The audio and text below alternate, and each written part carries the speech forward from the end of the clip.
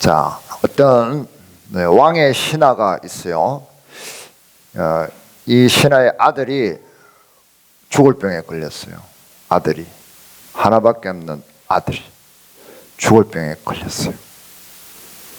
그래서 예수님을 찾아왔습니다. 그런데 그 전에 예수님께서는 두 가지의 믿음에 대해서 경고를 하시죠. 첫 번째는 44절에 보면 선지자가 고향에서는 높임을 받지 못한다 하시고, 무덤덤한 믿음이에요. 예수님은 고향에서 사람들이 반기지를 않았습니다. 왜냐하면 30세까지는 그냥 목수의 아들로서 목수일을 하면서 살았잖아요. 근데 목수야, 예수가 누구야? 그러면은 일루수가 아니고 예수가 누구야? 그러면은 목수야, 목수. 에? 그렇기 때문에 사람들이 예수가 뭐 하나님 나라 복음을 전한대. 그러니까 뭐 그래? 그 예수잖아. 목수 아이가? 이렇게 얘기하는 거예요. 시큰둥한 거예요. 무덤덤한 거예요. 예수님을 볼 때에. 이런 믿음을 하나님께서는, 예수님께서 지금 본문에서 경고하시죠. 그 다음에 두 번째 올바르지 못한 믿음에 대해서 이야기합니다. 그게 뭐죠? 예수님을 또 너무 열광적으로 믿는 믿음이야. 연예인처럼, 스타플레이어처럼, 아주 현란한 기술을 가진 마술사처럼, 영웅처럼 또 받드는 거예요. 그렇게 믿는 믿음에 대해서도 경고를 하시는 거예요. 그런데 사실 따지고 보면은 이 이스라엘의 역사는 기적의 역사잖아요. 맞아요? 애굽에서 종살이를 하고 있는데 모세라는 탁 선지자를 보내가지고 모세가 10가지 재앙을 내리면서 기적을 베풀잖아요. 홍해를 쫙 갈라지게 하고, 그리고 뭐 뱀이 아니라 막대기가 뱀이 되게 하고, 막 나일 강이 피가 되게 하고, 그 다음에 또 반석을 쳐서 돌멩이를 쳤는데 반석이 갈라지면서 물이 솟아나고, 그런 기적들을 계속 이스라엘은 보게 되는 겁니다. 그걸 보면서 어떤 생각을 할까요? 자, 우리가 기적을 많이 봐. 내 앞에서 사막에 내가 갔는데 내가 목말라서 죽게 됐어요. 하나님께 기도했어요. 그러더니 갑자기 바위가 쭉 쪼개지더니 막 안반수가 팍 솟구쳐 올랐어. 그러면은 하나님 내 기도를 들어주셨잖아요. 그걸 볼 때 어떤 마음이 들겠어요? 물론 행복하겠지. 도파민이 팍 솟구칠 거 아니에요. 와, 이게 뭔가 이럴 거 아니에요. 그죠? 그런 일들이 자꾸 경험을 하게 되면 우리는 하나님을 어떻게 믿게 된다? 하나님이 기적을 줄 때만 그 자극적인 맛에 길들여지게 된단 말이에요. 하나님이 아무것도 안 하시면은 하나님이 안 계신가? 하나님 어디 계신가? 라고 생각을 하게 된단 말이에요. 그래서 이 이스라엘 백성들은 광야에서 이집트를 탈출해가지고 광야에서 40년 동안 살았잖아요. 40년 동안 살았는데 그 뜨거운 광야에서 어떻게 40년을 버티면서 살았을까 말이에요. 농사를 지을 수도 없는데 애굽에서 가지고 온 식량은 진작에 바닥에 났을 거 아니에요. 바닥이. 그런데 어떻게 40년 동안 거기서 살았냐고. 신기하잖아요. 그래서 하나님께서 만나를 보내가지고 쌀 과자를 날마다 보내주셔가지고 그것을 주워 먹고 살았단 말이에요. 그리고 너무 뜨거울 때는 하나님이 구름으로 싹 가려주시고 그 이스라엘 진지 위에다가 구름을 덮어주시고, 또 밤에는 사막이 너무 춥잖아요. 영하 50도까지 내려가잖아요. 그럴 때 하나님이 불기둥을 또 탁 보내줘가지고 난로를 주셔가지고 살게 하고, 그렇게 40년을 하나님의 기적을 매일매일 보면서 살았던 거예요. 그러니까 이스라엘 사람들은 이 기적의 민족이라고 할 수밖에 없어요. 이 사람들은 기적에 길들여진 거예요. 그리고 기적이 있으면은 안으로는 그렇게 하나님을 믿는, 내부적으로는 이렇게 우리가 결속할 수 있는, 야, 아싸, 우리는 하나님이 기적을 주는 우리는 특별한 민족이야, 이런 마음이 들겠죠. 그리고 밖으로는 어때요? 다른 민족들에게는 어떻게 될까요? 겁을 줄 수가 있잖아. 봤지? 우리가 믿는 신은 이 정도야. 그래 지금도 이스라엘 사람들이 그런 사상을 가지고 있는 거야. 그러니까 다른 나라를 우습게 생각하고 때려 부시는 거예요. 저 사람들은 여전히 기적을 믿어요. 그래서 사도 바울도 그 얘기를 했잖아요. 고린도전서 봅니다. 고린도전서 신약 264페이지 찾았어요? 22절 23절 같이 읽어봅니다. 유대인은 표적을 구하고 헬라인은 지혜를 찾으나 우리는 십자가에 못 박힌 그리스도를 전하니 됐습니다.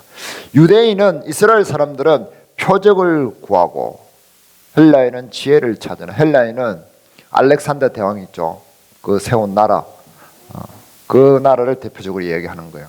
하나님을 안 믿는 유럽 사람들은 철학, 사상 이런 걸 찾는다 이 말이에요. 근데 일단 중요한 것은 이스라엘은 뭘 구한다? 표적, 기적을 구한단 말이에요. 왜? 그들이 본 역사가 기적이기 때문에 그래요. 기적이 없으면 맹맹한 거예요. 그러니까 예수님께서 죽은 사람을 팍 살리고 물이 포도주 되게 탁 기적을 일으키고 하니까 사람들이 와 하고 몰려드는 거예요. 근데 예수님께서 가만히 있으면은 사람들이 어때요? 기적을 안 일으키면 사람들이 예수님을 쳐다볼 때 어떻게 쳐다봐요? 그냥 맹맹하게 쳐다보는 거예요. 그리고 좀 있다가 예수님이 뭘 하면 다 도망을 가. 뭘 하면 도망가요? 하나님 말씀을, 하나님 나라 이야기를 하면 그때는 다 도망을 가는 거야. 가만히 있으면 저 또 무슨 기적을 일으키나 보자 이러고 있다가 기적을 막 일으키면 우와 이러고, 하나님 말씀만 전하면 가자 이러고 가고 이렇게 하는 거야. 그러니까 맹맹한 거나 우와 열광하는 거나 같은 거야, 안 같은 거요? 같은 거예요. 그래서 예수님께서는 그렇게 믿으면 안 된다라고 이야기를 하시는 거예요. 그래서 우리도 힘든 거죠. 한 사람을 전도하기가 힘든 거예요. 응? 하나님 말씀을 우리는 전하기를 원하잖아요. 야, 말씀을 우리가 한번 배워보자 라고 하면 사람들은 관심이 없어요. 야, 어제 우리 목사님이 안수해가지고 암 환자가 나아붙잖아, 가보자. 그러면 사람들 따라올까요, 안 따라올까요? 따라오죠. 바로 가서 50명은 데리고 올 수 있어요. 내가 안수해가지고 암 환자가 나아붙다, 바로 여기 그 다음날 못 들어옵니다. 우리는 다른 사람들 하도 많이 와가지고 순식간에요. 그러니까 그렇게 믿는 것은 잘못된 거다. 왜요? 병도 낫고 좋잖아요. 기적도 일어나고 좋잖아요. 글쎄, 좋을 수도 있고 안 좋을 수도 있는데 우리는 좋다고 생각하지만은 예수님께서는 좋은 건 아니라고 이야기를 합니다. 이렇게 믿는 것이 좋다는 거예요. 이 왕의 신하처럼 그 사람이 믿은 믿음의 방식을 취하라고 얘기를 하는 거예요. 어떨 때 우리가 믿음을 갖게 되는 계기는 대부분 이런 때입니다. 삶이 평안할 때는 하나님을 안 찾아요. 그죠? 삶의 위기가 닥쳤을 때, 위기가 왔을 때 대부분 아이고 하나님, 뭐 부처님, 뭐 공자님, 명자님 다 찾죠. 그러다가 하나님 믿는 사람이 탁 지나면은 믿어볼까 이렇게 되는 겁니다. 자, 이 왕의 신하도 맹맹했어요. 맹맹하다가 어떤 삶의 위기가 딱 왔죠. 어떤 위기가 왔어요? 아들이, 하나밖에 없는 아들이 저렇게 나를 빤히 쳐다보고 있는 그 하나밖에 없는 아들이 죽게 됐단 말이에요. 죽게 됐단 말이에요. 애가 갑자기 팍 죽게 되었던 것 같지는 않아요. 이 정황상 애가 시름시름 앓다가 이제 죽게 된 거예요. 병들어서. 그러니까 애가 계속 시름시름 앓을 때까지는 예수님을 찾았어요, 안 찾았어요? 이 신하가 안 찾았잖아요. 근데 애가 죽게 되니까 그때는 믿을 사람이 없어진 거예요. 그동안은 종들을 보내가지고 야, 용한 의사 어디 있지 찾아와서 종들을 시켰겠죠. 안 그래요? 그리고 용한 점쟁이 불러와 굿도 했겠죠. 나름대로 자기는 높은 데서 신하들에게 자기 아들을 위해서 일을 시켰을 겁니다. 그런데도 효염이 없고 아무 효과가 없었어요. 자기 아들은 점점점 병이 깊어서 이제 숨을 헐떡이고 있는 거예요. 이럴 때 아버지는 뭐 해요? 이제 자기가 직접 뛰어가는 거예요. 예수님 어디 있다 소문에 옛날에 그 예수님이라는 사람이 기적을 일으켰다며. 응? 어디 있는 수소문해봐. 어디 있대요 지금? 가나에 있대. 가나에. 그래서 가브나움에서 34km 달려간 거야. 바로 자기가 직접 달려갔단 말이에요. 직접 가가지고 어때요? 예수님한테 이 사람은 예수님께 무릎을 꿇고 빌잖아요. 그럴 만한 사람이 아니잖아요. 왕의 신하라고 했는데 이 왕은 헤롯 대왕, 예수님을 죽이려고 했던 헤롯 대왕의 아들 헤롯 안티파스입니다. 그리고 이 신하가 가지고 있던 직책은 바실리코스라고 그래가지고 그 직책 이름이 뭐냐면은 작은 왕이라는 뜻이에요. 그럼 그만큼 뭐 좌의정, 영의정 정도 되는 직책인 거예요. 우리나라 조선시대로 치면은. 그런 높은 사람이 예수님한테 그 많은 군중 속으로 달려와가지고 예수님을 찾는 거예요. 헐레벌떡. 그 사람이 예수님을 찾아가면 돼요, 안 돼요? 정치적으로 지금 사회적으로 안 되잖아요. 그런 상황에 막 자기 지금 체면이고 뭐고 다 팽개친 거예요. 자기 위신이고. 왜? 아들이 죽게 됐으니까. 34km를 자기가 직접 달려가가지고 뛰어드는 겁니다. 아들을 구하기 위해서. 삶의 위기가 왔을 때 우리는 하나님을 좀 찾게 만들죠. 그런데 그 삶의 위기가 왔을 때 하나님을 찾는다고 해서 좋은 믿음으로 꼭 간다는 보장은 없습니다. 그럴 때에 제대로 된 믿음을 가질 수도 있고 그것 때문에 더 엉뚱한 방향으로 갈 수도 있어요. 그걸 이야기하는 겁니다. 그래서 제대로 된 믿음으로 가라는 이야기를 예수님께서 해주고 싶으신 겁니다. 그런데 그래서 이 신하가 예수님한테 달려가지고 막 달려가가지고 뭐라고 얘기합니까? 47절 다 같이 읽습니다. 그가 예수께서 유대로부터 갈릴리로 오셨다는 것을 듣고 가서 청하되 내려오소서 내 아들의 병을 고쳐주소서 하니 그가 거의 죽게 되었습니다. 예수님께 간청을 하죠. 간청하는 내용이 어떻습니까? 예수님 우리 집에 갑시다. 우리 집에 가요. 우리 집에 가서 우리 아들 좀 고치우세요. 뭐 안수를 하든지 뭐 기적을 일으키든지 뭐 약을 먹이든지 낫게 좀 해주세요. 그렇게 얘기하는 겁니다. 그러니까 48절에 보면 예수님께서 뭐라고 그래요? 예수께서 이르시되 너희는 표적과 기사를 보지 못하면 도무지 믿지 아니하리라. 아무 관련 없는 얘기를 해요. 생뚱맞은 얘기. 무슨 얘기요? 예수님은 관심이 없어 보입니다. 아주 싱겁게 무덤덤하게 이야기를 하는 거예요. 그러니까 49절에 또 신하가 뭐라고 그럽니까? 같이 읽습니다. 신하가 이르되 주여 내 아이가 죽기 전에 내려오소서. 지금 다 죽어간다니까요. 숨이 넘어간다니까요. 지금 안 가면 예수님 큰일 나요. 왜 죽으면 예수님 책임지실래요? 이 말이잖아요 지금. 그죠? 예수님 뭐 병들게 한 것도 아닌데 잘못한 것도 없는데 지금 이렇게 재촉을 하고 있는 겁니다. 이 사람 입장에서 재촉 안 하겠어요? 저 같아도 하겠어요? 안 하겠어요? 하죠. 안 되면 의사 멱살을 잡고라도 뭐 진짜 멱살이 아니라 뭐 협박을 해서라도 빨리 우리 애 살리라고 그렇게 하겠죠. 그런 상황인 거예요. 그런데 이상하게 여기까지는 아주 급박하게 돌아가는데 그 다음 상황은 아주 싱거워요. 너무 맹탕 같아. 맹맹해. 그 다음 상황을 봅니다. 50절 봅니다. 예수께서 이르시되 같이 읽습니다. 가라 내 아들이 살아있다 하시니 그 사람이 예수께서 하신 말씀을 믿고 가더니 뭐야 예수님께서 그래요. 빨리 가자니까요. 이러니까 예수님께서 가라 네 아들 살아있다 이러니까 이 사람 아무 말도 안 하고 예 알겠습니다 하고 가는 거예요. 예수님 안 가시잖아요. 그리고 예수님께서 그냥 야 네 아들 살아있다 가라 그냥 이러니까 예 이러고 가요. 어떻게 보증을 하냔 말이에요. 어떻게 믿어. 그런데 가는 거예요. 그럴 수 있을까요? 우리가 애가 아파가지고 집에 눕혀놓고 급하게 병원에 갔는데 의사 선생님 빨리 왕진 갑시다. 왕진 가방 챙기세요 하면서 이렇게 가는데 의사가 갑자기 아예 살아있어요. 한번 가봐요. 이러면 갈 수 있을까요? 절대 못 가지. 무슨 소리 합니까 지금. 근데 예수님께서 가라 하니까 이 사람 가는 거예요. 왜 이런 일이 일어났을까요? 기적 때문에. 힌트가 있습니다. 우리가 놓친 게 있죠. 48절 다시 봅니다. 48절 같이 다시 읽습니다. 예수께서 이르시되 너희는 표적과 기사를 보지 못하면 도무지 믿지 아니하리라. 자, 이게 힌트예요. 여기서 우리는 추측을 할 수 있습니다. 위에도 그죠? 위에도 그런 말씀을 하셨고, 이 민족들은 기적을 안 보면 도무지 하나님을 믿지 않는다.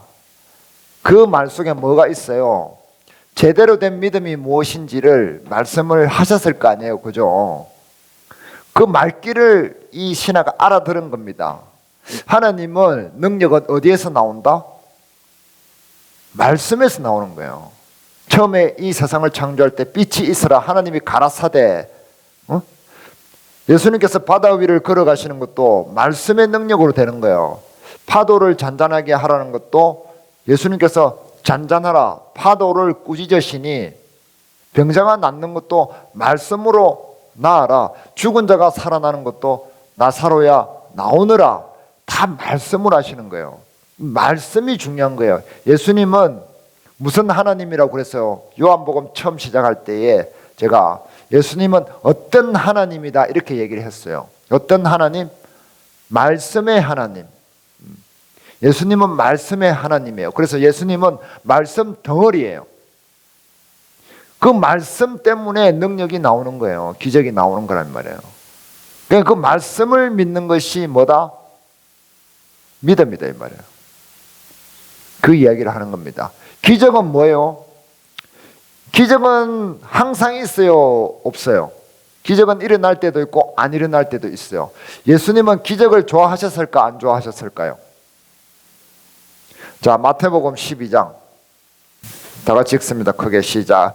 그때에 서기관과 바리새인 중 몇 사람이 말하되 선생님이여 우리에게 표적 보여주시기를 원하나이다.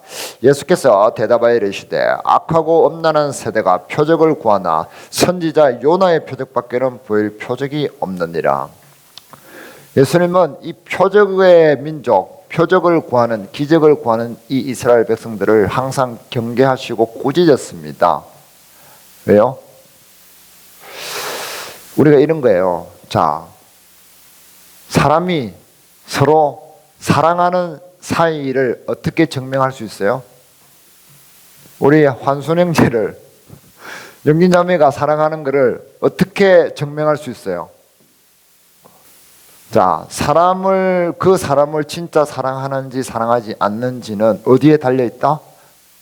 그 사람의 조건에 달려있는 것이 아니라 그 사람의 말을 귀담아 알아듣느냐 알아듣지 않느냐에 달려있어요. 소통해요. 연애할 때는 다 알아들어. 갑자기 한겨울에 수영하고 싶다. 그럼 가자. 갖고 내가 바닷물을 다 데펴줄게. 이렇게 한단 말이에요. 통해. 그런데 결혼을 딱 하고 나면은 여름 돼가지고 수박 먹고 싶은데 이러면 시장 가서 사 먹으라. 이렇게 한단 말이야. 그러니까 내 말이라는 것은 그 사람이에요. 그 말은 마음에서 나오잖아. 그러니까 내가 하는 말을 잘 귀담아 들어주는 사람이 진짜 사랑하는 사이예요. 그런 사이는 쪼개지지 않아요. 그런데 우리가 애정이 식으면은 말귀를 알아들어요? 못 알아들어요? 못 알아듣죠?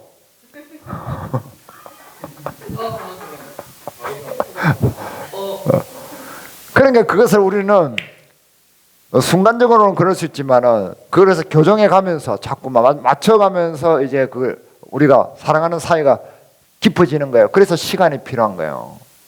그래서 젊었을 때 만나가지고 연애가지고 금방 몇 년 안 됐을 때는 싸우기도 많이 싸우고 또 좋아하기도 막 좋아하고 이런 막 롤러코스터 시간이 있는 거예요. 그런데 그게 5년, 10년, 15년, 한 20년쯤 돼 가면은 이제 서로가 이게 맞출 줄 알게 된단 말이에요. 그래서 말귀를 알아들어. 아, 저 사람이 저러면은 지금 저 사람 속이 어떻다라고 이제 가늠을 하는 거예요. 그래서 이제 말 안 해도 이렇게 딱 뭘 해주고 이렇게 하는 거예요. 그래서 말귀를 알아듣는다는 것은 그 사람에 대한, 그 사람 조건이 아니라 그 사람 자체에 대한 최대의 존중입니다. 맞아요? 아, 여보 나 졸린데 좀 잤으면 좋겠어. 그래 내가 이불 펴줄게, 여기서 자. 이렇게 얘기하는 거고, TV 짜다 이렇게 하는 거고, 자든가 뭐 내보고 어쩌라고 이렇게 얘기하는 거고. 그 말하는 사람이 느끼는 감정이 어떨까요? 완전 판이하게 다르잖아요. 그러니까 아버지가 아이에게 뭘 얘기해야 돼요? 어떤 얘기를 해야 돼요? 아이에게 알아듣게끔 얘기를 해야 되겠죠. 그러면 애는 아버지 말을 또 귀담아 들어야 돼요? 안 들어야 돼요? 들어야 되죠. 왜? 아버지가 나를 돌봐주고 아버지가 나를 보살펴주고 아버지가 나를 사랑해주기 때문에 그래요. 그렇게 서로 말을 알아들을 때 그 관계가 자연스럽게 유지가 되는 거예요. 근데 내 말을 잘 안 들어. 왜 얘기하는데 폰하고 있고 다른 데 정신이 팔려 있어. 그런 사람은 오래 못 가요. 우리가 알잖아요.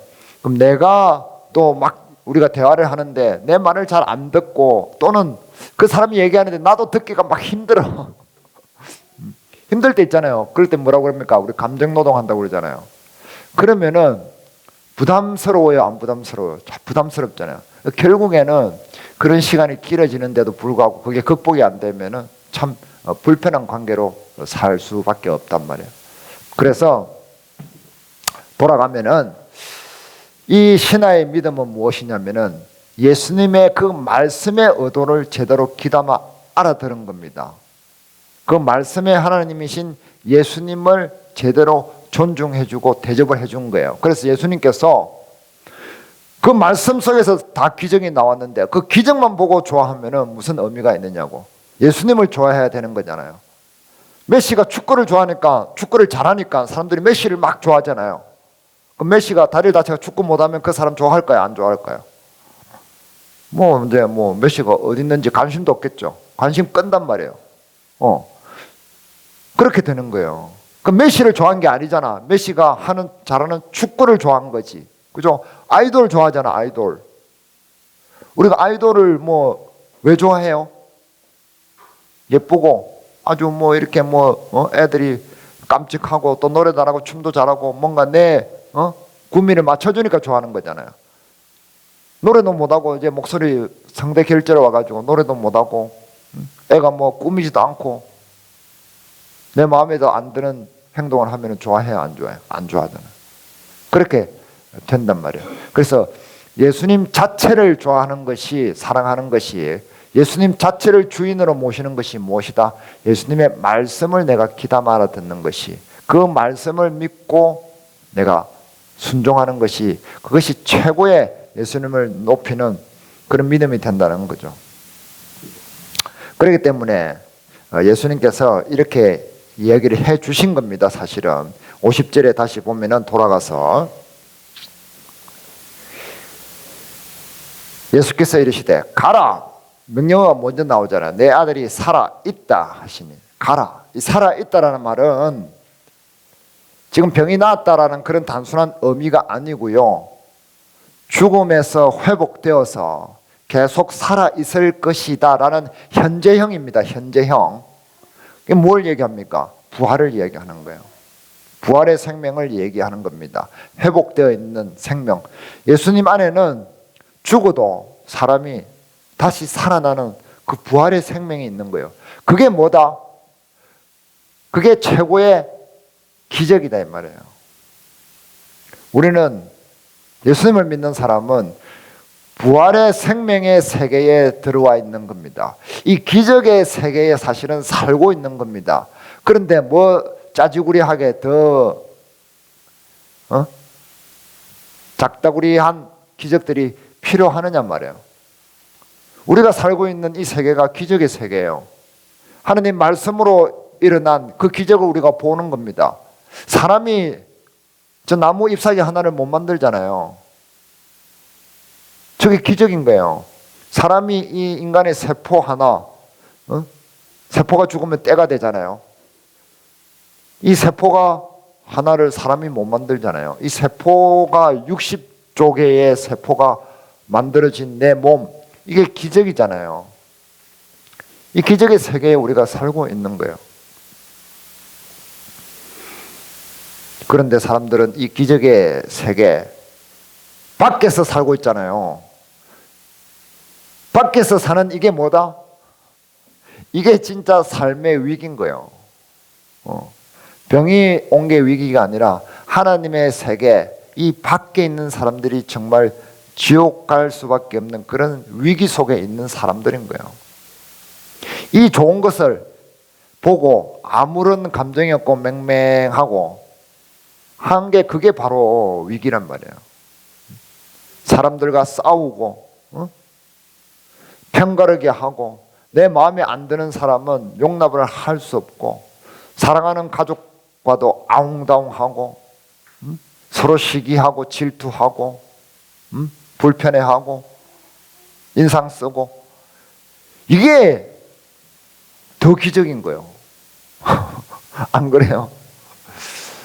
하나님 안에 있으면 우리는 서로 용납해 주잖아요. 우리가 성찬을 하지만은 성찬을 매주 하는 이유는 우리가 예수님께서 우리를 용서하심과 같이 우리도 용서할 수 있는 그런 사람이 된 거예요.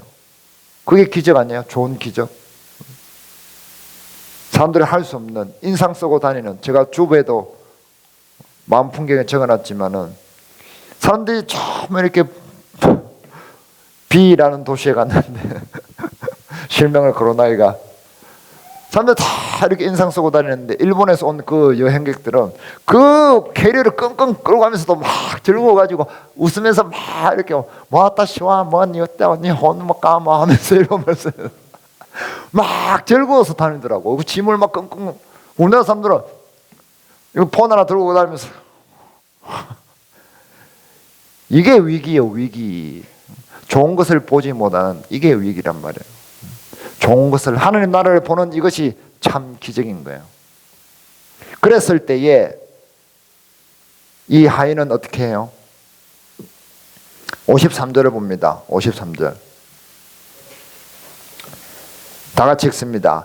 그의 아버지가 예수께서 내 아들이 살아있다 말씀하신 그때인 줄 알고 자기와 그 온 집안이 다 믿으니라. 그 부활의 생명 세계를 체험하고 예수님이 바로 생명이다. 예수님의 말씀을 우리가 믿을 때 병도 낫고 우리가 다시 살아난다는 것을 체험을 했단 말이에요. 그래서 그 말씀을 집안 사람들에게 전하는 거예요. 인상 쓰고 맹맹하고 기적에 환호하는 그런 사람들에게 말씀이 진짜다라고 전하는 거예요. 그래서 그 사람들이 그 말씀을 믿고 또 그 참 행복을 누리고 예수님의 세계로 들어가게 되는 겁니다. 자, 정리를 하면은, 자, 삶의 위기는 왜 찾아오나요? 하나님을 엉뚱하게 믿을 때에 하나님께서 우리에게 던져주시는 믿음의 기회를 갖기 위해서 삶의 위기가 오는 겁니다. 그럴 때 우리가 그 찬스를 잘 잡아야 되는 거예요. 그래서 제대로 믿는 것은 무엇을 말하나요? 그러면은 예수님 말씀을 귀담아 듣고 그대로 순종하는 것입니다. 자, 삶의 위기가 찾아오는데 그 삶의 위기에서 진짜 기적의 세계로 넘어가는 것은 무엇이다? 넘어가는 과정에 있는 것은 예수님의 말씀을 귀담아 듣는 것이다. 이렇게 정리가 되는 거예요. 그래서 시간을 내야 됩니다. 하나님의 말씀을 우리가 좀 더 귀담아 듣고 또 살펴보고 읽고 하는 그런 시간이 있어야 되는 거예요. 하나님의 말씀이 여기서 능력이 나오는데 말씀을 볼 때에 멍하면은 안 되잖아요. 지금도 제가 말씀을 계속 얘기해 주고 있잖아요. 말씀을 어떻게 우리가 볼 것인지 그걸 얘기하는 겁니다. 그래서 우리가 일상 중에 가장 기본적인 것은 기도하고 물론 다 해야 되지만 말씀을 더 우리가 배우고 듣는 데 집중을 해야 되는 겁니다.